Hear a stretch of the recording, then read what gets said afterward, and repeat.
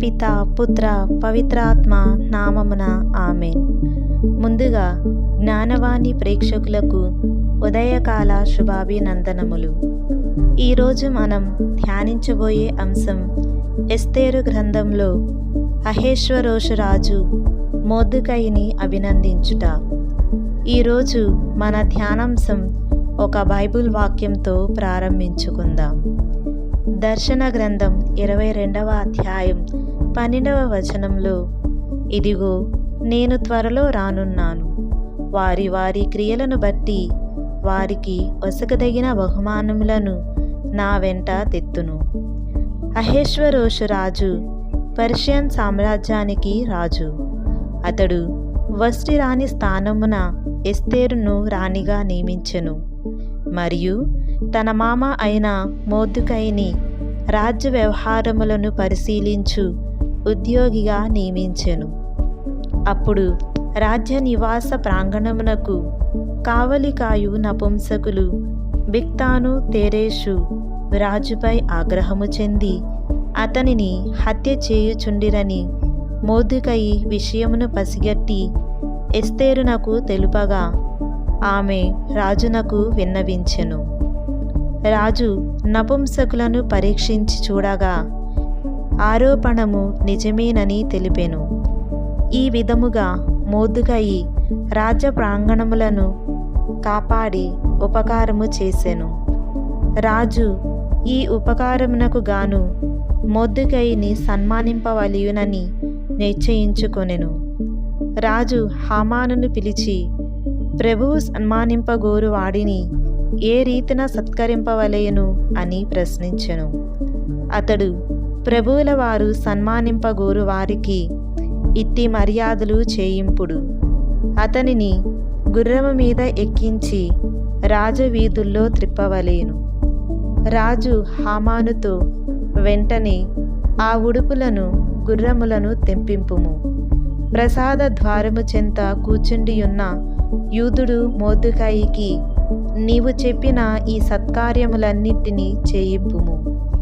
హామాను రాజవస్త్రములను గుర్రములను తెచ్చెను. గుర్రం ఎక్కించి రాజవీధిలో త్రిప్పి సత్కరించెను. హామాను అవమానముతో మొగము తిప్పుకొని బిరబిరా ఇంటికి వెళ్ళిపోయెను. ప్రియమైన సహోదరీ సహోదరులారా, మనం ఎన్ని తలచినా ఏది అడిగినా జరిగేది దేవుని చిత్తమే. మనం మంచి మనస్సుతో మంచి తలంపుతో చేసే ఎట్టి చిన్ని కార్యమైన దేవుని దృష్టిలో ఎంతో అమూల్యమైనది, విలువ కలిగినది.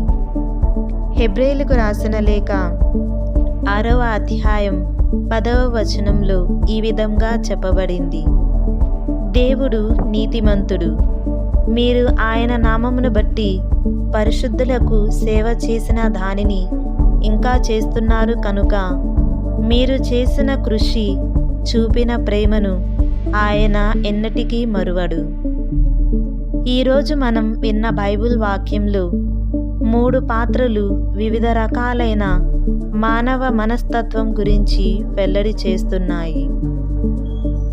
అహేశ్వరోషు రాజు తన యొక్క పదవిని, హోదాన్ని లెక్కించుట అన్యజాతివాడు యూదుడు అయినటువంటి మొర్దెకైని తనకు చేసిన ఉపకారములను గుర్తెరిగి అతనిని రాజవైభోగములతో సన్మానించెను. మనం ఉపకారం పొందిన వ్యక్తిని మరువకూడదు.